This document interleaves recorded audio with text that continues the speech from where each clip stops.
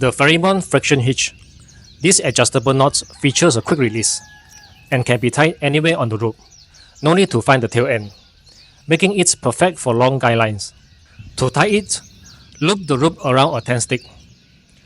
Cross the working end over itself to form a loop. Then bring it under. Wrap the loop under the standing line twice.